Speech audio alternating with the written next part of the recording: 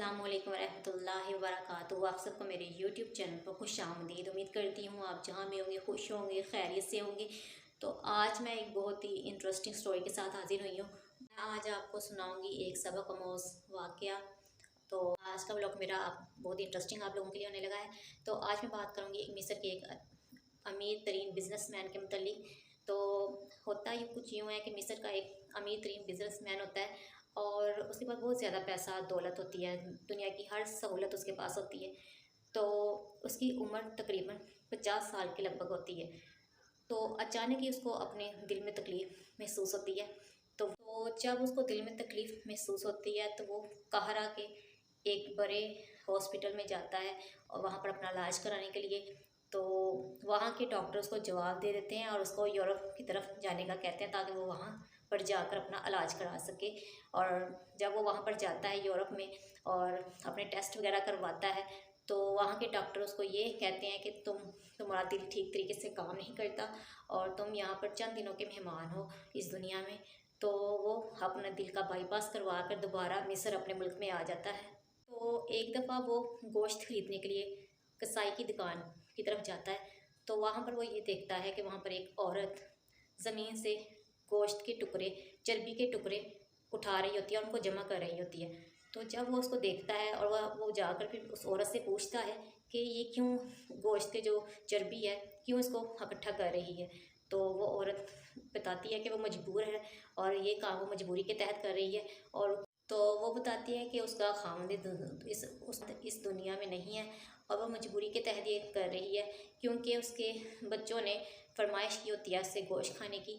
तो वो कहती है कि चर्बी के साथ थोड़ा सा गोश्त भी आ जाता है तो वो इस गोश्त को साफ़ करके, चर्बी को साफ़ करके तो गोश्त इस तरह इस्तेमाल कर लेगी। तो जब वो उस औरत की ये सारी कहानी सुनकर उस जो बिजनेसमैन होता है उसकी आंखों में आंसू आ जाते हैं और वो ये सोचता है कि उसकी इतनी जायदाद का, इतनी दौलत का क्या फ़ायदा कि वो किसी की मदद नहीं कर सकता। ये सोचता है कि वो तो चंद दिनों का मेहमान है तो क्यों ना इस औरत की मदद की जाए, इसकी इतनी दौलत किस काम की। तो फिर वो ये कहता है, वो फिर गोश्त वाले को ये कहता है कि जब भी ये औरत आए तो इसको तुमने जितना ये गोश्त मांगे उसको दे देना और इसको याद रख लो इस औरत को।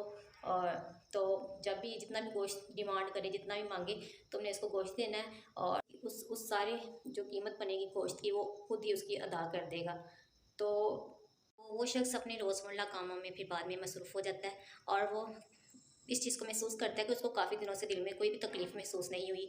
तो वो अपना चेकअप करवाने के लिए काहिरा के बड़े हॉस्पिटल में दोबारा जाता है और डॉक्टर जब उसके टेस्ट करते हैं तो वो कहते हैं कि उसको कोई मसला ही नहीं है और उसको दिल की कोई भी मसला नहीं है अब रहा। तो फिर वो उस डॉक्टर उसको मशवरा देते हैं कि अगर वो अपनी तसल्ली के लिए दोबारा यूरोप की तरफ जाए और वहाँ पर अपना एक दफ़ा टेस्ट करवा ले। तो जब वो दोबारा यूरोप में जाता है और डॉक्टरों से मुलाकात करता है और अपने टेस्ट दोबारा करवाता है तो ये रिपोर्ट सामने आती है कि उसकी सारी बीमारी ख़त्म हो चुकी होती है और उसको कोई भी दिल की बीमारी नहीं होती। डॉक्टर हैरान रह जाते हैं कि कुछ दिनों पहले इसको बीमारी थी वो अब सिरे से ख़त्म हो चुकी है। तो वो उससे पूछते हैं डॉक्टर कि ऐसा उसने क्या खाया, ऐसा क्या किया कि उसकी सब बीमारी ख़त्म हो चुकी है। तो वो शख्स मुस्कुरा देता है और उसको वो बेवा औरत याद आ जाती है जिसकी इसने मदद की होती है।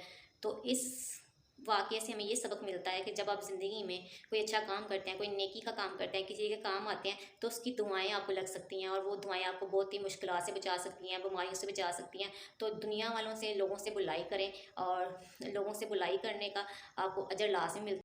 तो इस बात को हमेशा याद रखें जब आप ज़िंदगी में लोगों के काम आते हैं, अल्लाह ताला की मखलूक के काम आते हैं तो वो चीज़ रायगा नहीं जाती और जो आप नेकी करते हैं वो रायगा नहीं जाती, उसका सिला आपको लाज़िम मिलता है दुआओं की सूरत में।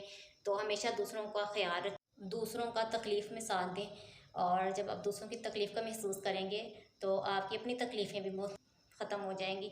जब आप इंसानियत के दर्द अपने दिल में रखेंगे और उनकी मदद करेंगे तो अल्लाह की ज़ात आप पर भी करम करेगी।